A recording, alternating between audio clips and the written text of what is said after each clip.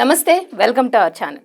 ప్రస్తుతం మనతో ప్రముఖ ఆధ్యాత్మికవేత్త, లలిత ఉపాసకులు, వాస్తు జ్యోతిష్య పండితులు నానాజీ పట్నాయక్ గారు ఉన్నారు. వారితో మాట్లాడదాం. నమస్తే గురుగారు. శ్రీమాత్రే నమః. గురుగారు, అయితే మాఘమాసం వచ్చేస్తుంది. మాఘమాసం అంటేనే అందరికీ తెలిసింది పెళ్లిళ్ళు, ముహూర్తాలు, విపరీతంగా వివాహాలు జరుగుతూ ఉంటాయి చక్కగా. అయితే చాలా మంది 36, 18 పాయింట్లు వస్తే చాలు ఒక పెళ్లికి పాయింట్స్ చూసుకునేటప్పుడు అనుకుంటారు. అలాగే జాతకాలు చూసుకునేటప్పుడు 36, 18 పాయింట్స్ ఓకే అనుకుంటారు కదా అండి. అలాగే ముహూర్తాలు కూడా అందరూ మంచి ముహూర్తమే పెట్టుకుంటారు కదా. పెళ్లి ముహూర్తం అంటేనే ఇది మంచి ముహూర్తం అని పురోహితులు నిర్ణయించిన ముహూర్తానికే చేస్తారు. అయినా మరి ఎందుకు అన్ని మ్యారేజ్లు సక్సెస్ కావడం లేదు అంటే మీరు ఏం చెప్తారు? తప్పకుండా అమ్మ, మంచి ప్రశ్న వేశారు. ఫస్ట్ ఆఫ్ ఆల్ ఏంటంటే 18 పాయింట్లు అనే కాన్సెప్ట్ మీకు ఓన్లీ 5% or 10% పనిచేస్తుంది. మిగిలిన 90% ఇద్దరి చంద్రుడి యొక్క నక్షత్రాలు మిత్రులా కాదా చూసుకోవాలి. ఇలా చాలా పాయింట్స్ ఉన్నాయి, నేను మీకు క్లియర్ గా చెప్తాను. చంద్రుడు ఉండే నక్షత్రాలు గనక ఫ్రెండ్స్ అయితే వాళ్ళకి పెద్ద పెద్ద విషయాలు కూడా చిన్నగా చూస్తారు వాటిని లైఫ్ లో. వాళ్ళు మిత్రులు కాకపోతే చిన్న విషయం కూడా పెద్ద భూతద్దం పెట్టి చూసుకుంటారు. మనసులు కలవు, ఒకరి మీద ఒకరికి నమ్మకం ఉండదు, మెంటల్లీ మ్యాచ్ అవ్వదు. మెంటల్ మ్యాచ్ అంటారు, అంటే మానసికమైనటువంటి కలయిక అంటారు చంద్రుడు నక్షత్రాలు. అది చూడాలి. రెండవది ఆకర్షణ. శుక్రుడు కుజుడు ఇద్దరు జన్మ జాతక చక్రాలు ఎక్కడ ఉన్నారు అంటే కేవలం ఏదో 18 పాయింట్ వచ్చింది ఆ నక్షత్రం ఈ నక్షత్రం లేకపోతే తారాబలం చూడడం కాదు. ఇద్దరు జన్మజాత చక్రాలు పక్క పక్కన పెట్టుకొని ఈ శుక్రుడి నుంచి ఈ శుక్రుడు లేదా ఈ కుజుడు నుంచి ఈ కుజుడు ఎక్కడ ఉన్నాడు, కేంద్ర కోణాల్లో ఉన్నాడా, కలిసి ఉన్నారా, షష్టాష్టకాల్లో ఉన్నారా, పాపకత్తిరిలో పడి ఉన్నారా ఇద్దరికి అన్నప్పుడు కూడా వాళ్ళకి బాగున్నారు అనుకోండి. ఇద్దరి మధ్యన అట్రాక్షన్ ఉంటుంది, ఆకర్షణ. చూడంగానే ఒక తెలియని ఒక ఫీల్ వస్తుంది. ఆ ఫీల్ అనేటువంటిది రాదు శుక్రుడు కుజుడు కలవకపోతే. కొంతమంది అంటుంటారు సార్ నాకేంటో ఫీల్ లేదండి, నాకు ఆ భావన లేదండి అంటుంటారు, ఆ ఫీల్ అనిపించదండి అంటుంటారు. కారణం ఏంటంటే శుక్ర కుజుల యొక్క సంబంధం. దీంతో పాటు సోల్మేట్స్ అంటూ ఉంటారు. నాకు సోల్మేట్ లా అనిపిస్తున్నా అండి ఫలానా వ్యక్తి అంటుంటారు. దానికి కారణం ఏంటంటే సోల్ కారకుడైన రవి ఎలా ఉన్నాడు ఇద్దరు జాతకాల్లో, అది ద్విద్వాదశాల్లోనో షష్టాష్టకాల్లోనో పడ్డాయింది, అది మ్యాచ్ అవ్వదు. అది మ్యాచ్ అవ్వాలి. బుద్ధి కారకుడు, ఆయన కమ్యూనికేషన్స్ కారకుడు కూడా మ్యాచ్ అవ్వాలి. అప్పుడు ఏమవుతుంది, దీనివల్ల ఏమిటి ఫలితము అంటే ఇద్దరి కమ్యూనికేషన్స్ కారకుడు మ్యాచ్ అయినప్పుడు వాళ్ళిద్దరు చక్కగా మాట్లాడుకుంటారు. లేకపోతే మీరు కొన్ని వ్యక్తులు చూడండి, 20 ఏళ్ళు అయిందండి ఏంటో మేము ఇద్దరు ఇప్పటివరకు పెద్దగా మాట్లాడుకోమంటుంటారు. అవునండి. చాలా జంటలు విడిపోవడానికి కారణం వాళ్ళిద్దరి మధ్య సరైన కమ్యూనికేషన్ లేకపోవడమే. ఎందుకంటే ఇది తెలిసినటువంటి వాళ్ళు చాలా మంది ఏం చేస్తారంటే ప్రతిదీ వాళ్ళకి చెప్తూ ఉంటారు. ఫలానా దగ్గరికి వెళ్ళాను ఈరోజు, ఫలానా ఇది అయింది అదేంటంటే వాళ్ళకి షేరింగ్ కావాలి ఆడవాళ్ళకి ఎప్పుడు కూడా. ఏమి చెప్పట్లేదంటే వీళ్ళకి అమ్మో ఏమి చెప్పట్లేదు, ఎక్కడికి వెళ్ళాడో చెప్పడు, ఏమైందో చెప్పడం, వీళ్ళకి అదొక తపన. చెప్తున్నారు అనుకున్నా అమ్మయ్య నాకు ప్రతిదీ తెలుస్తుందని వీళ్ళ ధ్యాసలోనే వాళ్ళు ఉంటారు. ఆ కమ్యూనికేషన్ ఎప్పుడు కలవు అంటే ఇద్దరు బుధుళ్ళు కలవకపోవడం వల్ల. రెండవది ఇద్దరి ధర్మాలు కలవాలంటే ఇద్దరు జూపిటర్స్ కలవాలి, ఇద్దరి కర్మలు కలవాలంటే ఇద్దరి సాటర్న్స్ కలవాలి, ఇద్దరి కాలమోక్షాలు కలవాలంటే రాహుకేతులు కలవాలి. ఇలా ఇవన్నీ చూస్తే ఇందులో ఏది మేజర్ గా కలుస్తాయో కొంతవరకు కనీసం మనసు, బుద్ధి, ఆత్మ, ఆకర్షణ అయినా కలవాలి. ధర్మాలు కర్మలు ఒక పెద్ద కలవకపోయినా ఇవి కలుస్తూ వీటితో పాటు మీరు ఇందాక అన్నారు ఒక మాట, మరి అందరికీ ముహూర్తాలు పెడుతున్నాం ఎందుకు ఫెయిల్ అవుతున్నాయని. ఇక్కడ ఫస్ట్ ఆఫ్ ఆల్ ఏంటంటే ముహూర్తం అందరికీ ఉన్నప్పటికీ కూడా వీళ్ళకి ఆ వివాహ సమయం వచ్చిందో లేదో చూడాలి. వివాహ సమయం లేని సమయంలో మనం ఏదో సంబంధం వచ్చిందని చేసినప్పుడు వాళ్ళకి అది నిలబడే టైం కాదు. అది కూడా అదొకటి కారణం. రెండవది ఏంటంటే ప్రతి జాతకుడికి 3 నుంచి 5 సార్లు వస్తుందమ్మా వివాహ సమయం. రెండవది ఏమవుతుందంటే ఇక్కడ వాళ్ళ పర్సనల్ చార్ట్స్ లో 2 మ్యారేజ్ యోగాలు ఉంటాయి కొంతమందికి. మీరు ఏ ముహూర్తంలో పెట్టండి 2 మ్యారేజ్ యోగం ఉన్నప్పుడు అది పోవాల్సింది తప్పదు. అలాంటప్పుడు ముందుగా అర్క వివాహము లేదా కుంభ వివాహము, కదిలి వివాహం అని చేయిస్తారు. జిల్లేడు మొక్కకి లేదా అరటి చెట్టుకి లేదా కొండకి చేస్తారు. అది చేసి వివాహం చేయాలి. ఇది ఎందుకు అంటే అందరికీ చేయకూడదు. ఇది చాలా మంది తెలియక ఈ మధ్య వివాహం అవ్వట్లేదని అందుకే కుంభ వివాహం చేయించమంటారు. అలా చేయకూడదు. అది 2 వివాహాల యోగం ఉంది అంటే సప్తమాధిపతి కానీ 12వ అధిపతి కానీ శుక్రుడు కానీ డియోల్ కనెక్టివిటీస్ అంటారు. అంటే విశ్వభావ ద్వికలత్ర యోగాలతో ఉన్నప్పుడు వాళ్ళకి ఆ దశలు నడిచేటప్పుడు మాత్రమే చేయాలి, అందరికీ చేయకూడదు. అది చేస్తే ఏంటి బెనిఫిట్ అంటే ఇప్పుడు ఇద్దరు వ్యక్తులు వివాహం చేసుకొని వీళ్ళిద్దరు గొడవ పడి ఆ ఫ్యామిలీ సఫర్ అయ్యి ఇంక ఇలా కాదులే అని చెప్పని డివోర్స్కి వెళ్ళి పోలీస్ స్టేషన్లో కంప్లైంట్లు ఇచ్చుకొని ఒకరి మీద ఒకరు కంప్లైంట్లు ఇచ్చుకొని కోర్టుల చుట్టూ తిరిగి వీళ్ళిద్దరు ఆఖరికి ఇంకా విడిపోయి అప్పుడు మళ్ళీ సెకండ్ మ్యారేజ్ చేసుకోవడం, ఇదంతా ఒక 2-3 సంవత్సరాలు 5 సంవత్సరాల ప్రాసెస్. మనశ్శాంతి కోల్పోవడం ఇవన్నిటికంటే కూడా జాతచక్రంలో ద్వికలత్ర యోగం ఉంది అని తెలిసినప్పుడు వీళ్ళు చక్కగా కుంభ వివాహము, అర్క వివాహం 2-3 గంటల పని. ఈ 2-3 గంటల్లో అయిపోయేది సుఖమా? ఈ 4-5 సంవత్సరాల పోరాటం సుఖమా?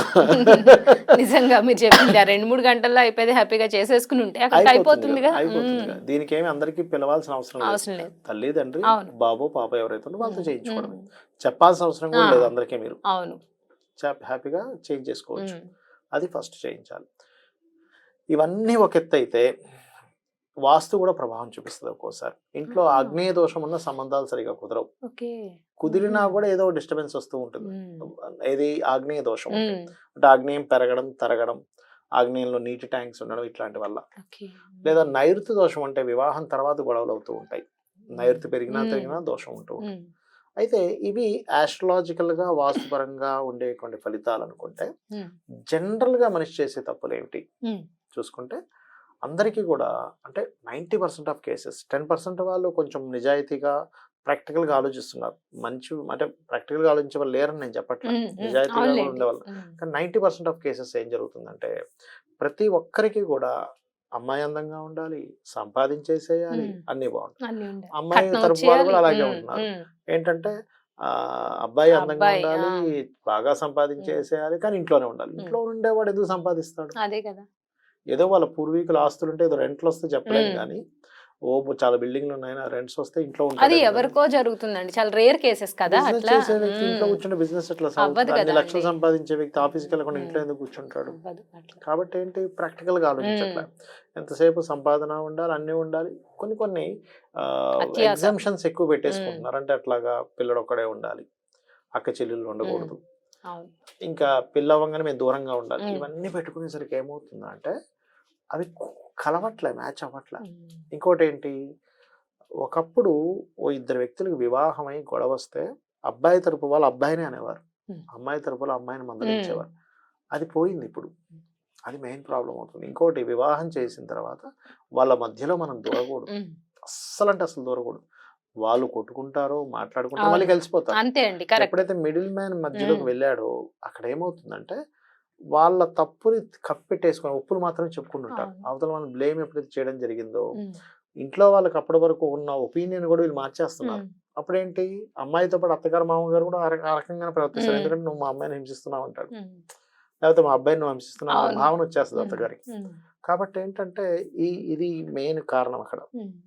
ఇంకోటి, ఎప్పుడు కూడా నాకు మంచి వాళ్ళు రావాలి, నన్ను బాగా చూసుకునే వాళ్ళు రావాలన్నది కాకుండా చాలా మంది అడుగుతుంటారు నన్ను, జాతకం చూపించామండి, నాకు మంచి భార్య వస్తుందా, మంచి భర్త వస్తాడా, నన్ను బాగా చూసుకుంటారా? నేను ఒకటే చెప్తానమ్మా, నువ్వు బాగా చూసుకుంటాను అనుకో, నిన్ను బాగా చూసుకోవాలని నీ మైండ్ లో ఉంటే వాళ్ళు ఎంత బాగా చూసుకున్నా నీకు బాగా చూసుకునే ఫీలింగే రాదు అసలు.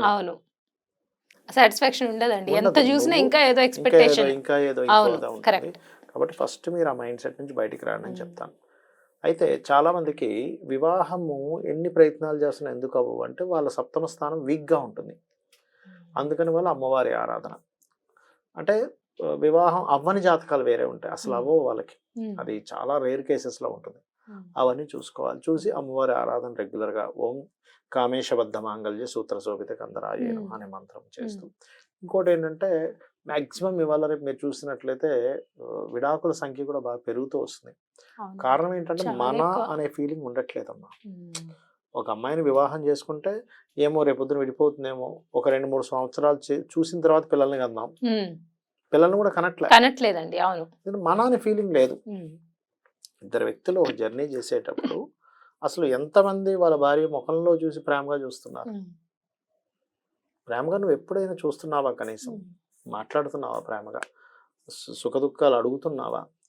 ఎంతసేపు మీ అమ్మ ఇంతే, మీ నాన్న ఇంతే అని చెప్పి నిందించడమే తప్పితే నీకేమి చేతగాట్లేదు నిందించడమే తప్పితే స్త్రీ పురుషుడు ఇద్దరు చేస్తున్నారు. నేను కేవలం ఆ నింద అనేటువంటిది, తప్పును ఎత్తి చూపడం అనేటువంటి ప్రతి చిన్న విషయాన్ని నీకు ఇది చేత కావట్లేదు, నీకు ఎందుకు పనికిరావు చేయడం వల్ల ఏమవుతుందంటే ఎప్పుడైతే రికగ్నైజేషన్ లేదు, ఇల్లీగల్ అఫైర్స్ కూడా కారణం అవుతుంది ఇది. అంటే ఇప్పుడు ఒక బయట నుంచి ఒక వ్యక్తి వచ్చినప్పుడు ఏం చేస్తాడంటే పొగడ్డం మొదలు పెడతాడు, ఆ అమ్మాయిని కానీ అబ్బాయిని కానీ. అప్పుడు ఏంటి, ఇంట్లో జీవిత భాగస్వామి నా యొక్క మంచితనాన్ని కూడా గుర్తించిన వ్యక్తి ఇక్కడ మంచితనాన్ని, నాలో ఉండే టాలెంట్స్ ని గుర్తిస్తున్నారు కాబట్టి వాళ్ళకి దగ్గర అయిపోతున్నారు. ఇంట్లో వాళ్ళు గుర్తించినప్పుడు బయట వాళ్ళు గుర్తిస్తే బయట వాళ్ళకి వెళ్ళిపోతారు. ఇవి మెయిన్గా ఇల్లీగల్ అవ్వడానికి కానీ, సంబంధాలు సరిగ్గా ఉండలేకపోవడానికి కానీ కారణాలు ఇన్ని ఉన్నాయి.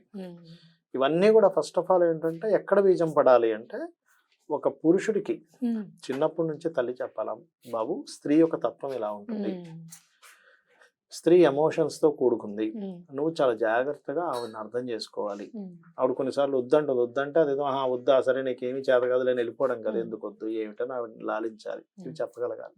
అదేవిధంగా స్త్రీ కూడా చెప్పగలగాలి. పురుషుడు అంటే ఇలాగే ఉంటాడు, కొంచెం రఫ్ గా ఉంటాడు, ఎంతసేపు వర్క్ మైండెడ్ ఉంటది, నువ్వు దాన్ని జాగ్రత్తగా మోల్డ్ చేసుకోగలగాలి. ఇక్కడ ఎప్పుడు కూడా తల్లిదండ్రులు వాడకూడనటువంటి ఒక పాయింట్ ఉంది, ఏంటంటే నువ్వు అడ్జస్ట్ అయి ఉండను అసలు అనకూడదు, అర్థం చేసుకుంటూ ఉండమని చెప్పాలి. పిల్లవాడితో తల్లి అడ్జస్ట్ అయి ఉండదమ్మా, పిల్లల్ని అర్థం చేసుకుంటూ. సో అర్థం చేసుకోవడం అనేది అర్థం అవ్వాలి కానీ అడ్జస్ట్ అవ్వడం అనేది ఉండకూడదు. అడ్జస్ట్ అనే పదం మనం వాడామనుకోండి పిల్లల దగ్గర, అంటే నేనే అడ్జస్ట్ అవ్వాలా, అంటే నా జీవితం ఇంతేనా, అంటే ఏదో సాక్రిఫైస్ చేస్తున్నట్టు ఫీల్ అయిపోతారు. చేసేసింది ఎప్పుడైతే అయిపోయింది ఇంకా అసలు ఇంకా ఒక దేవదాస్ అయిపోతారు, నిజం, ఒక విరక్తి భావన వచ్చేస్తుంది. కాబట్టి సాక్రిఫైస్ అనేది ఎవ్వరూ చేయట్లేదు ఇక్కడ. నీకు సబ్జెక్ట్ అర్థం కాలేదు, అక్కడ మనిషి అంటే ఏంటో నీకు అర్థం కాలేదు, స్త్రీ అంటే ఏంటో నీకు అర్థం కాలేదు, అందుకని నువ్వు హ్యాండిల్ చేయలేకపోతున్నావు. స్త్రీ అంటే ఏంటో నీకు అర్థమైపోతే నువ్వు హ్యాండిల్ చేయగలుగుతావు, పురుషుడు అంటే ఏంటో నీకు అర్థమైతే నువ్వు హ్యాండిల్ చేయగలుగుతావు. ఇప్పుడు చాలా మంది, నేను చాలా కేసెస్ చూసాను, ఫస్ట్ లో ఏవో చిన్న చిన్న గొడవలు చమ్మో వీళ్ళు విడిపోతారేమో అనుకున్న కేసెస్లో నేను ఏం చెప్పానంటే, మీరు కొన్ని రోజులు ఉండండి తర్వాత మారుతుంది అన్నప్పుడు ఒకరికొకరు అర్థం అవ్వడం స్టార్ట్ అవుద్ది. ఎప్పుడైతే అర్థం అవ్వడం స్టార్ట్ అవుతుందో హ్యాండిల్ చేయగలుగుతున్నారు. ఎప్పుడైతే హ్యాండిల్ చేయగలుగుతున్నారో పెద్ద విషయం కాదు. సైకిల్ తొక్కేవాడు స్టార్టింగ్ సైకిల్ తొక్కడు, కింద పడతాడు మీద పడతాడు, అలా అయ్యి అలానే వదిలేస్తాడు. బ్యాలెన్స్ చేయడం వస్తుంది. కొన్ని రోజులు ఒక 4 రోజులు 5 రోజులు తొక్కాక బ్యాలెన్స్ చేయడం వస్తుంది. నువ్వు స్టార్టింగ్ లోనే తొక్కడం రానప్పుడు నేను చేతగాను అనుకుంటే ఎట్లా? ఇక్కడ జరుగుతున్న విషయం ఏంటంటే, సమాజంలో మనకి పెళ్లిళ్ళు సెట్ అవ్వవు అని ఫీలింగ్ లోకి వెళ్ళిపోతున్నారు. ఇది సైకిల్ స్టార్టింగ్ లో సైకిల్ తొక్కడం రాకపోతే సైకిలే జీవితంలో నేను తొక్కలేదు అన్నట్టుగా. నిజంగా మంచి ఎగ్జాంపుల్ చెప్పారు. అది కొన్ని రోజులు ప్రాక్టీస్ చేయాలి కదా అట్లా. సో లలితా సహస్రనామాల్లో ఎవరికైనా వివాహ జీవితం మీద ఎక్కువ ఇబ్బందులు ఉంటే కనుక శివకామేశ్వరాంకస్త శివా స్వాధీన వల్లభాయ నమః చేసుకుంటే కూడా అద్భుతంగా ఉంటుంది. అంటే రోజుకి ఇన్నిసార్లు చేయాలి? 40 మినిట్స్ చేయాలి. 40 మినిట్స్ చేయాలి. ఈ మంత్రము అసలు ఎంతమందికి ఉపయోగపడిందో, అసలు చాలా మంది నాకు ఫోన్ చేసేవండి, అసలు ఎంత మార్పు వస్తుందని మేము అనుకోలేదు, చాలా అద్భుతమైన మార్పు వచ్చిందని చాలా మంది చెప్పారు నాకు. అప్పుడు ఏమన్నా నియమ నిష్టలు పాటించాలి? మీరు నిత్య పూజ 40 మినిట్స్ చేసేదానికి ఏమక్కర్లేదు, జస్ట్ నార్మల్ గా కూర్చుని చక్కగా శుభ్రంగా ఉండి కూర్చుంటే చాలు. ఈ మంత్రం ఇంకా అద్భుతం, ఇది వేద మంత్రంతో సమానం అనే భావనతో చేయాలి. రైట్ అండి, నిజంగా చాలా మంచి విషయాలు చెప్పారండి. వివాహం, ముఖ్యంగా వివాహం విషయంగా నిజంగా చాలా మంచి విషయాలు చెప్పారు. ధన్యవాదాలు. శ్రీమాత్రే.